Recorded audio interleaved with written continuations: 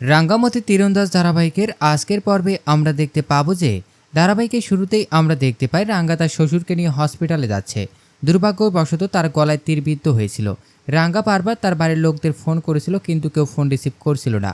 এরপর সে বৃন্দাকে কল করে, এতে বৃন্দা অনেক খুশি হয়ে যায় কারণ সব কিছু তার প্ল্যান মাফিকই হচ্ছে।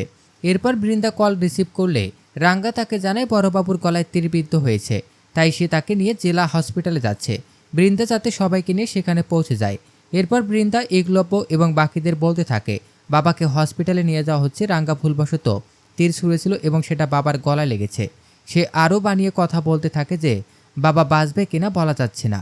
এসব শুনে সকলে কাঁদতে থাকে। একলব্য নিস্তব্ধ হয়ে যায়।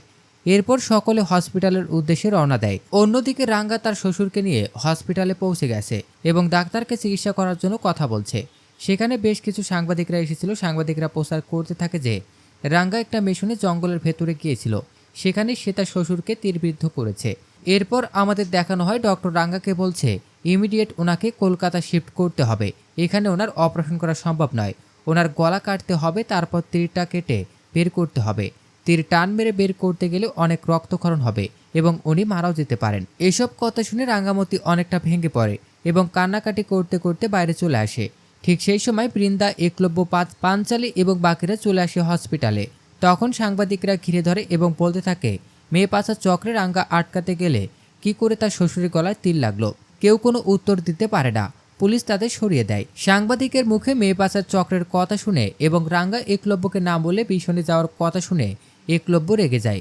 পুলিশ একলব্যকে বলে আমি সবটা বুঝিয়ে বলছি, আপনারা একটু শান্ত হন। তখন একলব্য রেগে যায় এবং বলে আপনি কি বুঝিয়ে বলবেন আমাকে? আমি কারো কাছে কিছু শুনতে চাই না, আমি রাঙ্গার কাছে শুনতে চাই। এরপর একলব্য রাঙ্গার কাছে চলে যায় এবং জিজ্ঞেস করতে থাকে তুমি কি করে ওই মিশনে গেলে? তার মানে তুমি আমাকে মিথ্যা কথা বলেছিলে। গত রাতও তুমি আমাকে বলেছিলে এমন ভুল আর তুমি করবে না, কিন্তু তুমি সেই ভুলটা আবার করলে। এসব বলে একলব্য অনেক রাগারাগি করতে থাকে। রাঙ্গা কিছু বলতে যাবে তখন একলব্য ধমক দিয়ে থামিয়ে দেয়। সে বলে আমার বাবার যদি কিছু হয় রাঙ্গা, আমি তোমাকে ক্ষমা করব না। এরপর একলব্য ভেতরে চলে যায়। তখন বৃন্দা এসে রাঙ্গাকে বলতে থাকে তুই এসব কি করে করতে পারলি রাঙ্গা? যে তোকে তার ছেলের সাথে বিয়ে দিয়ে তোকে বাঁচালো, তুই তার ক্ষতি করে দিলি। মা যদি এই কথা জানতে পারে তার কি অবস্থা হবে তুই বুঝতে পারছিস তো রাঙ্গা?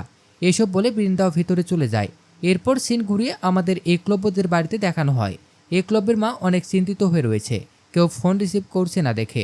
তখন একলব্যের মেজো ভাই তার মাকে বলে চিন্তা করো না, ওরা তো মেলায় গেছে, রাঙ্গা তো বলেছিল ওখানে মেলা হচ্ছে, আর মেলায় তো অনেক দারু পাওয়া যায়, যদি ভুলবশত কেউ খেয়ে ফেলে তাহলে তো হয়ে গেছে। এসব কথা শুনে একলব্যের মা অনেক রেগে যায় এবং বলে তুমি একটু চুপ করো, আমার অনেক চিন্তা হচ্ছে ওরা কেন ফোন রিসিভ করছে না, কারো কিছু হলো না তো? এরপর সভ্য তার মাকে বোঝাতে থাকে কিছু হবে না, তুমি চিন্তা করো না, তুমি গিয়ে ঘুমিয়ে পড়ো, নয়তো তোমার প্রেশার বেড়ে গেলে আবার আরেক কেলেঙ্কারি হয়ে যাবে। তার মা বলে নিশ্চিন্তে ঘুমাতে পারলে তো হয়ে যেত। এরপর সিন ঘুরিয়ে আমাদের হসপিটালে দেখানো হয়। সেখানে একলব্য তার বাবার হাত ধরে বসে আছে। তার বাবা যন্ত্রণায় কাতরাচ্ছে। একলব্য তার বাবাকে বলে তোমার কিচ্ছু হবে না বাবা, সব ঠিক হয়ে যাবে, আমি আছি তোমার পাশে। এরপর আমাদের আবার একলব্যদের বাড়িতে দেখানো হয়। সেখানে সভ্য তার পিসিকে বলছে মাকে ঘরে নিয়ে গিয়ে ঘুমিয়ে দাও। এরপর ময়নাকেও সত্য বলে নিয়ে যাও মাকে। সে সময় সভ্যকে বৃন্দা কল করে। সভ্য ফোনটা রিসিভ করার পর বৃন্দা তাকে বলে আমি যা বলছি তুমি তাই শোনো, মাকে কিছু বলো না। কিছুক্ষণ বৃন্দা সভ্যর সাথে কথা বলতে থাকে। এরপর জোর করে সভ্যের মা ফোনটা কেড়ে নেয়। তিনি বৃন্দাকে বলেন তোমার কি কাহিনী বলো তো, এতবার করে ফোন করছি কেউ ফোন রিসিভ করছো না, আমার কি চিন্তা হয় না? তখন বৃন্দা বলে সব কিছু ঠিকঠাক আছে, আপনি চিন্তা করবেন না। একলব্যের মা জিজ্ঞেস করে তার হাজব্যান্ড কোথায়। বৃন্দা জানায় তিনি ঘুমিয়ে পড়েছেন মোরলের বাড়িতে, আমরা একটু মেলায় এসেছিলাম, আমাদের ফোনগুলো গাড়িতে ছিল তাই আমরা বুঝতে পারিনি এতবার ফোন দিয়েছেন। এরপর ফোন রেখে একলব্যের মা একটু নিশ্চিন্ত হয়ে ঘুমাতে যায়। শেষ সিনে আমাদের আবারও হসপিটালে দেখানো হয়। সেখানে রাঙ্গা কান্না করছিল। ওই সময় সাংবাদিকরা এসে রাঙ্গাকে ঘিরে ধরে এবং বলে আপনি এত বড় একজন তীরন্দাজ হয়েও কিভাবে এই ভুলটা আপনার হয়ে গেল, আর কেনই বা আপনি মিশনে গিয়েছিলেন? তখন পুলিশ এসে তাদেরকে সরিয়ে দেয় এবং বলে আপনারা একটু আমাদের মনের অবস্থা বোঝার চেষ্টা করুন, এখন প্লিজ ক্যামেরা বন্ধ করুন এবং এগুলো জিজ্ঞেস করবেন না। এরপর সাংবাদিকদের সরিয়ে দেওয়া হয়। পুলিশ ভাবতে থাকে রাঙ্গা যে মিশনে গেছে সেটা রাঙ্গার শ্বশুর জানলো কিভাবে, আর তিনি জঙ্গলে বা কেন গিয়েছিল। অন্যদিকে রাঙ্গা অনেক কান্নাকাটি করতে থাকে। পুলিশ এসে রাঙ্গাকে সান্ত্বনা দেয় আর বলে এতে তার কোনো দোষ নেই। কিন্তু রাঙ্গা বলে সে কখনোই নিজেকে ক্ষমা করতে পারবে না। এই বলে সে মা বলে চিৎকার করে কাঁদতে থাকে। তো দর্শক, এই ছিল রাঙ্গামতি তীরন্দাজ ধারাবাহিকের আজকের আপডেট। প্রতিদিনের আপডেট সবার আগে পেতে আমাদের চ্যানেলটি এখনই সাবস্ক্রাইব করুন।